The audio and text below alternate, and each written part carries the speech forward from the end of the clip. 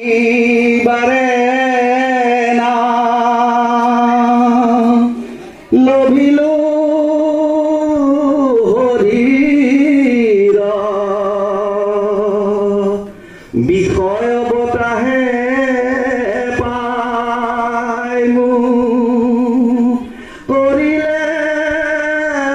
অধীৰ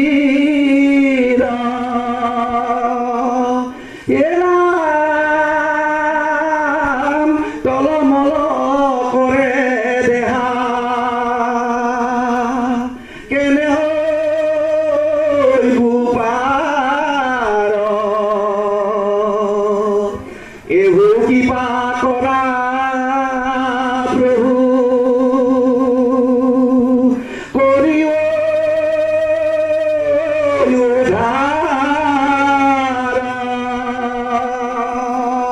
এইবোৰ কিবা কৰা প্ৰভু কৰিও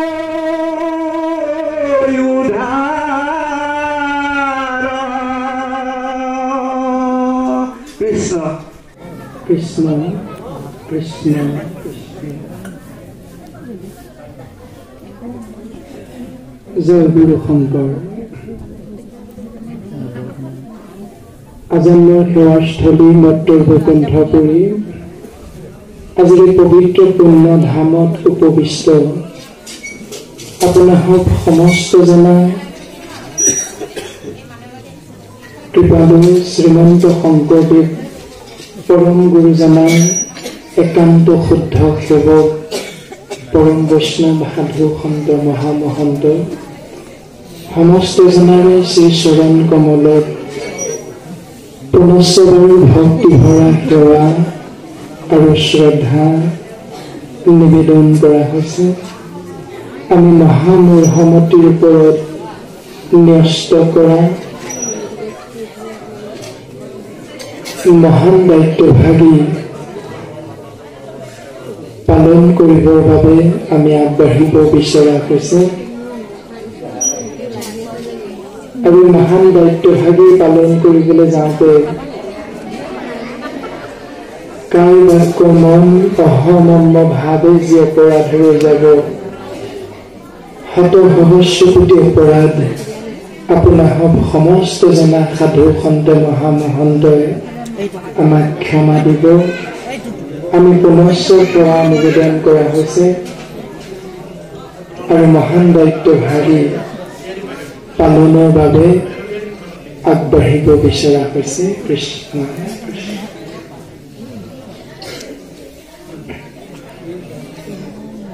কৃষ্ণ কৃষ্ণ কৃষ্ণ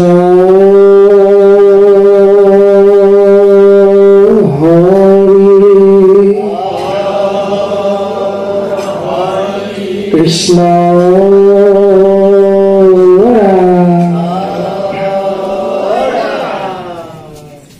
কৃষ্ণ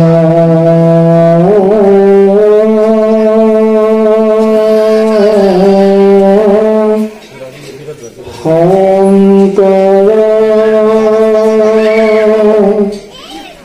গুৰু Hari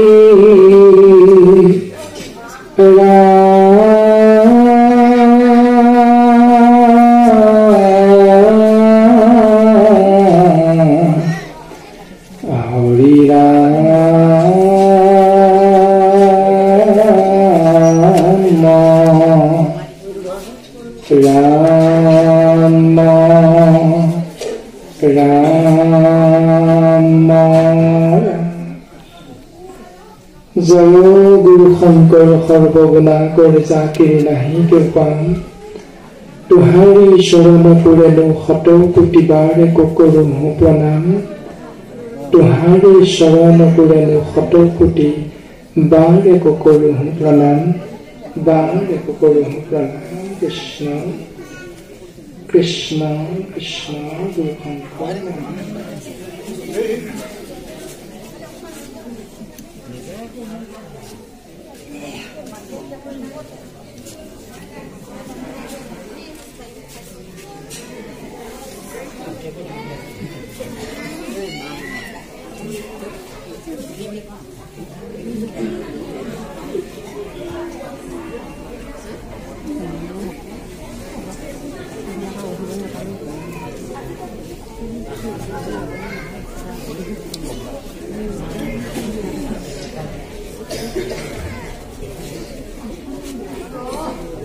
Sri Krishnaya Namo Namo. Mahapurush Srimananda Shankardev Krita Srimad Bhagavad Pratham Skandha Pratham Adhyay Shlok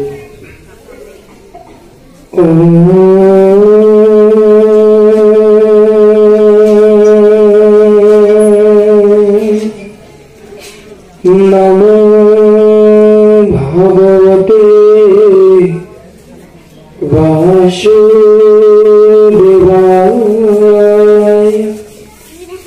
Janmadeshayato Vannayaditayata Sarthesha Bhigna Sarato Tene Brahma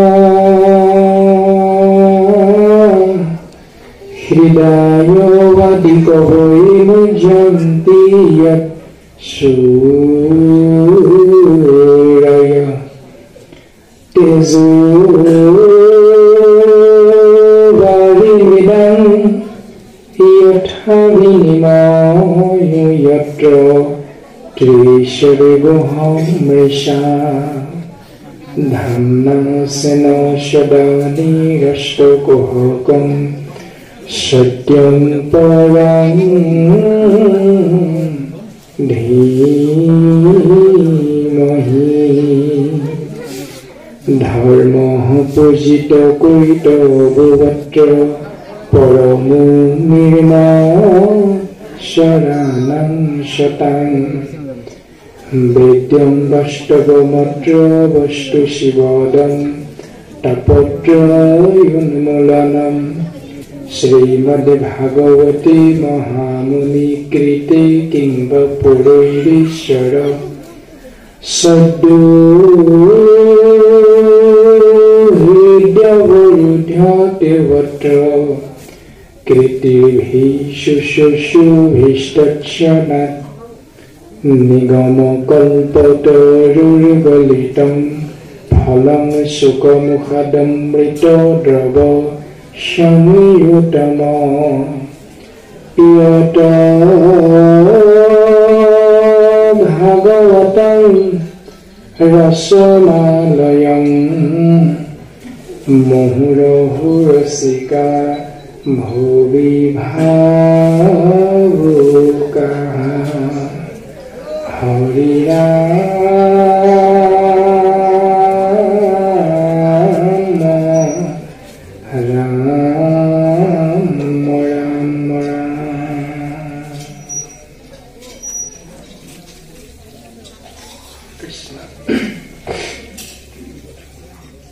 Pad Mangala Saran Arikhi Krishna Hera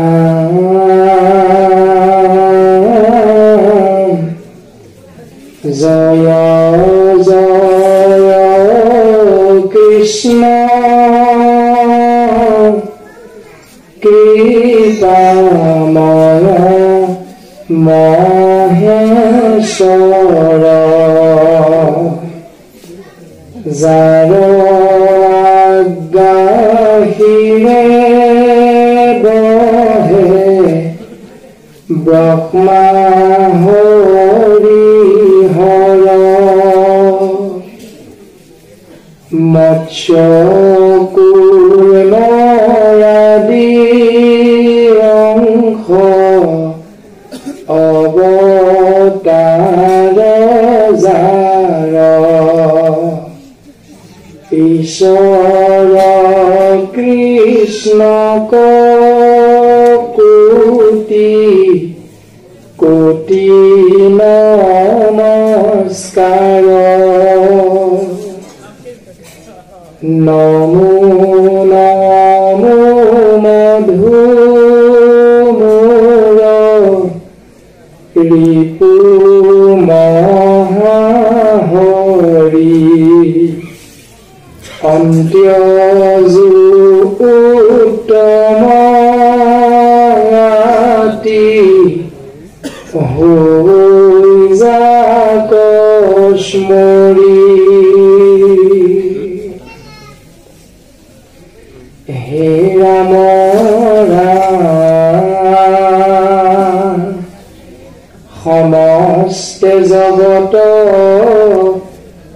উদ্ধাৰক যাৰ নাম হেনয় কৃষ্ণক কৰো সহস্ৰ প্ৰণাম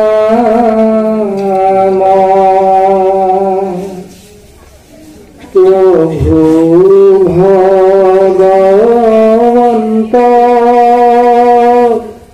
ভকতৰ নৱনিধি হৰি স্মৰণে আৰম্ভৰ শোক সিদ্ধি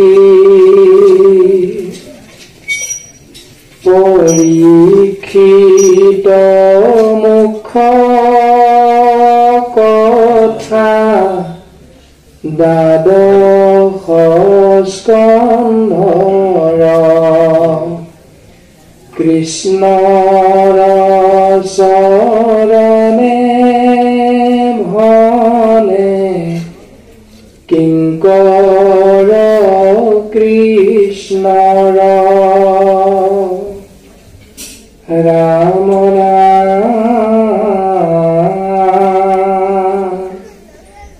প্ৰথম স্কন্ধৰ পৰা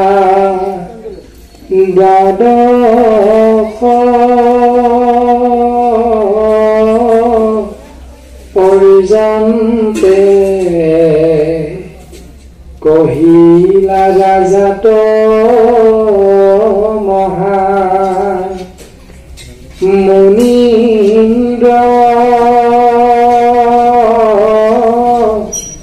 মহন্তে সংক্ষেপ কৰিয়া উদ্ধাৰিয়া তাৰ খাজ শংকৰী ৰচিলা কৃষ্ণ চৰিত্ৰ পয়াৰ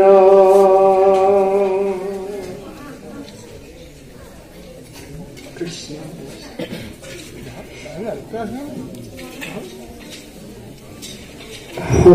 সচিদ আনন্দ স্বৰূপ সচ্চিদানন্দ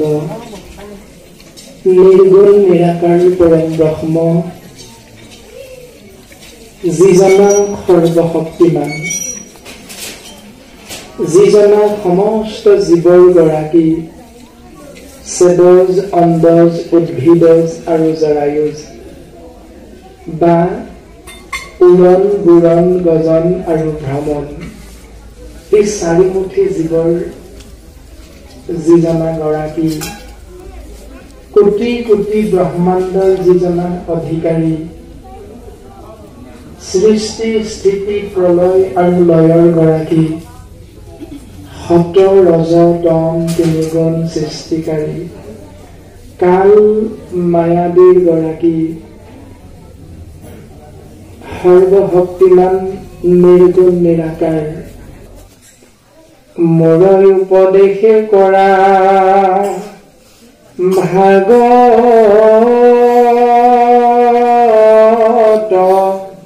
শাস্ত্ৰ প্ৰচাৰক গোবিন্দৰ গুণনাম মাত্ৰ সেই ব্যাস মই তোমাক উপদেশ দিছো তুমি 18 নম্বৰ ভাগি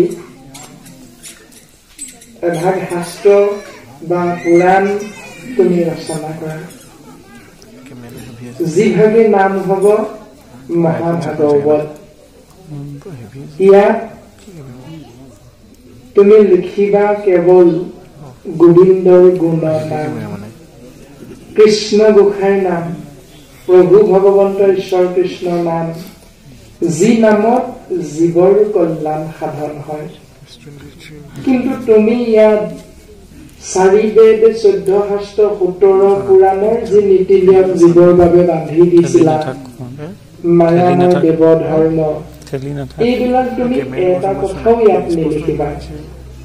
কিয়নো এইবিলাক লিখি দিয়াৰ কাৰণেহে তোমাৰ মনত বেমাৰ লাগিছিল আৰু সেই বেমাৰৰ ঔষধ হল কেৱল কৃষ্ণ নাম আৰু তোমাক মই উপদেশ দিছো তুমি মহাভাগৱত শাস্ত্ৰ নামে ভাগি শাস্ত্ৰ ৰচনা কৰা আৰু আমিও সমস্তজনে এনে ধৰণেই কম বেছি পৰিমাণে বুজি পালো যে শাস্ত্ৰৰ উত্তম হল গীতা ভাগৱত এয়াই হল উত্তম গ্ৰন্থ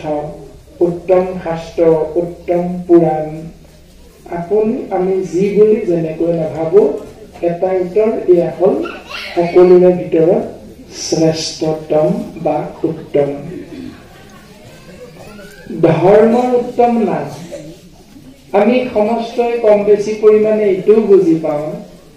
যে কৰ্মই ধৰ্ম কৰ্ম কৰাটোকে ধৰ্ম বুলি কয় কিন্তু এই উত্তম শাস্ত্ৰই কোনটো কৰ্মক ধৰ্ম বুলি কৈছে সকলো কৰ্মই ধৰ্ম যদিও জীৱৰ কল্যাণ হ'ব কেৱল ধৰ্মৰ উত্তম নাম ধৰ্মতহে